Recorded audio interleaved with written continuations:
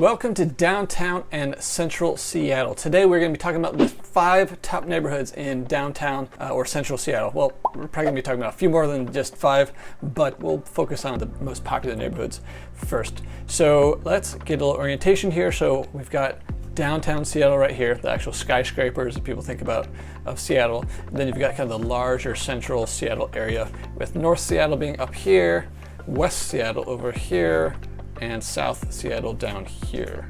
All right, so let's zoom in on where we're gonna start here.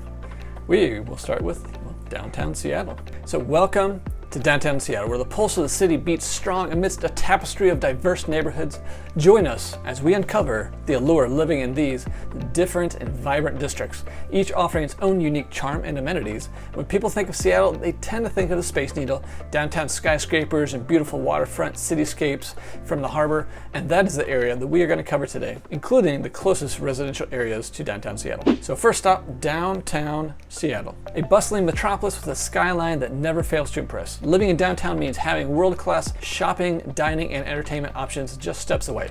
So obviously the Seattle Space Needle is an icon for Seattle, which is right in this area. It's nestled between Lower Queen Anne and downtown, all the skyscrapers here and the waterfront. It's located in the Seattle center. So this place is a community hub for concerts, sporting events, festivals, and great food. And obviously there's Pike Place Market with its fresh produce and the famous fish throwing. And you have the iconic waterfront piers and more recent addition, the Great Wheel on Pier 57. Pioneer Square of Seattle is one of the oldest and most historic areas of Seattle. And what you don't want to miss is the underground tour. Even if you live here, it's an amazing thing to experience, and it's a total blast. Hey, pop quiz, did you know that Seattle burnt down in 1889? You know what they did? They just rebuilt right over it. So most of downtown Seattle actually has an underground that was the old city that you can actually walk around in. So that's what the underground tour is. It's quite amazing. They just built right on top of the old city. So from downtown Seattle with all the skyscrapers, we are going to move to Belltown.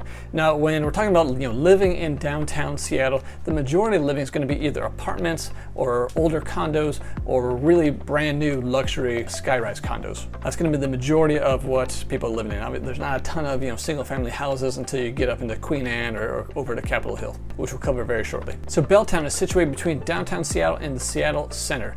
Belltown is a vibrant urban oasis and a thriving art scene, trending eateries, nightclubs, and waterfront living. Some would say it's a more gritty neighborhood of Seattle, and in the grand scheme of things, while Seattle is rated as one of the safest large cities in the US, I myself don't think I would be caught in Belltown after dark for safety reasons, but that's just me, so take it with a grain of salt. But just a heads up there, sometimes things get a little rough after dark. But food enthusiasts will rejoice in Belltown's diverse culinary offerings, from upscale dining to local favorites. Plus, living on the waterfront means easy access to recreational activities like kayaking, biking, and simply enjoying a leisurely stroll along the promenade or waterfront. So let's move south here to the International District, or Chinatown. This is a cultural melting pot that captivates with its rich history and bustling atmosphere. From authentic Asian markets to the authentic eateries, this neighborhood offers a taste of global diversity right in the heart of Seattle. Residents of the International District cherish its vibrant festivals, cultural events, and iconic landmarks like the Wing Luke Museum, which celebrates the Asian Pacific American experience. It's a neighborhood that embraces diversity and fosters a strong sense of community. Just to the south of the International District, you have SoDo, or south of downtown is what they call it. So SoDo, S-O-D-O, is home of big sporting events and concerts at the Lumen Field or T-Mobile Park, as well as home of the Starbucks headquarters here, as well as Outdoor Research, or OR's headquarters. It's a very industrial area, has a very gritty feel. There's no residential housing in this area, but a lot of factories and warehouses, shops, and some restaurants and bars and such. Now let's travel north to the other side of downtown, and we have South Lake Union.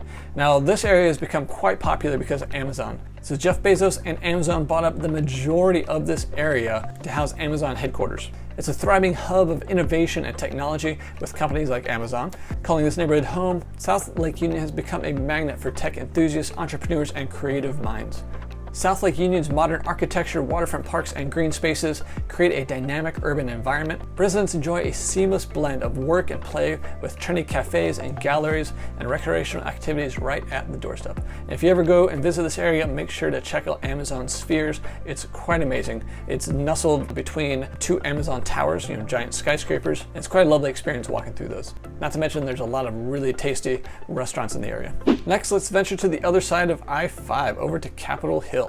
So Cap Hill is known for its eclectic vibe and vibrant nightlife. Capitol Hill is a magnet for artists, creatives, and those seeking a lively urban experience. Also, it has a reputation for kind of being the headquarters or epicenter for LGBTQ celebrations, gay pride parade and that sort of thing. That's all along Broadway and in the Capitol Hill area. So much so that crosswalks are actually painted with a vibrant rainbow flag as the crosswalk. Capitol Hill is also the location of one of the most iconic and largest parks in Seattle, Volunteer Park. It's a gorgeous and lush park, great for an afternoon walk, checking out the antique water tower observation deck, or visiting Bruce and Brandon Lee's gravesite. From music venues that launched iconic bands to quirky boutiques and trending cafes, Capitol Hill is a playground for the culturally curious. Its historic homes and tree-lined streets add a touch of charm to the vibrant atmosphere. While Capitol Hill is probably the most popular area, there's also First Hill and Cherry Hill just to the south of Capitol Hill. Now, before I get into the last few neighborhoods of Central Seattle, if this video has been helpful and interesting, please give it a thumbs up. Obviously, subscribe. You know how this goes. I'd love to be able to continue providing great neighborhood videos like this. And if you have any questions about real estate or moving to or living in Seattle, there's a free consultation button in the description below. Hit me up. Love to answer any of your questions to help you out. Moving on to the next neighborhood, let's go on into the northeast corner of Central Seattle. So I kind of included these all in one group because they're very similar. You've got Madrona neighborhood, Madison Valley, and Madison Park. So let's explore these three neighborhoods. So these Seattle neighborhoods in the northeast corner border Lake Washington and 520. They're definitely very elegant, historic neighborhoods, charming boutiques, upscale dining options, and picturesque lakefront settings. Madison Park and Madrona exclude a sophisticated yet laid-back vibe. And then Madison Valley and Madison Park border the Washington Park Arboretum, which is gorgeous to drive through on a nice spring day. I mean, heck, on a rainy day, it's gorgeous to drive through. It's also home to Japanese gardens. Residents of Madison Park and Madrona enjoy a leisurely lifestyle, whether it's paddleboarding on the lake, attending community events like the annual art fair, or simply strolling along tree-lined avenues admiring historic homes. It's a neighborhood that embodies timeless elegance. Really, as far as Seattle neighborhoods go, the houses in this area are really magnificent. Just take a stroll down some of the streets and admire some of the historic beauty. All right, let's pop back across I-5 and Lake Union over to Queen Anne. So Queen Anne's a fairly large area. If you really want to break it down, you've got Lower Queen Anne, East Queen Anne, North Queen Anne, and West Queen Anne. But for today's purposes, we're just going to call it Queen Anne. So it's one of the biggest hills in Seattle. Perched and overlooking downtown, Queen Anne offers stunning views of the city's skyline, Puget Sound, and iconic Space Needle. It's easy to pick out amongst the city's hills, which, if you didn't know, Seattle's actually built on 7 distinct hills, with Queen Anne being one of them, Capitol Hill being another. So as I was saying, Queen Anne's actually quite easy to pick out because it's just north of the Space Needle and it has 3 very large blinking radio station towers on it. So families are drawn to Queen Anne for its top-rated schools, beautiful parks like Cary Park, and a plethora of family-friendly activities. It's a neighborhood where history meets modernity, creating a dynamic yet cozy residential enclave. Lastly, let's head a little more west over to Magnolia. So Magnolia is a hidden gem, nestled between Puget Sound and the Inner Bay Peninsula. Magnolia's tree-lined streets, scenic parts, and stunning views of the Seattle skyline make it a coveted residential enclave. Now really, there's only a couple ways to access Magnolia from 15th Avenue West, which is this street here, goes across the bridge to Ballard, or down along the waterfront to downtown Seattle here. This is where the Space Needle is. So let's zoom in here. So you've really got just the Magnolia Bridge, which comes up along the Magnolia Bluff on the south end, or on the north end, you cross over Inner Bay on the Dravis exit, or West Emerson from Nickerson Street on the north side of the Ship Canal here. Families flock to Magnolia for its top-rated schools and family-friendly amenities. Local residents travel from all over the area to explore the vast expanse of nature called Discovery Park. Offers hiking trails and beaches and breathtaking natural escapes. It's a serene retreat just minutes away from urban excitement.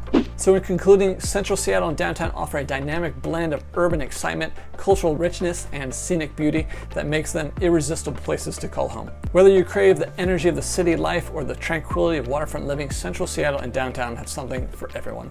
Thanks for watching, and I'll see you on my next video.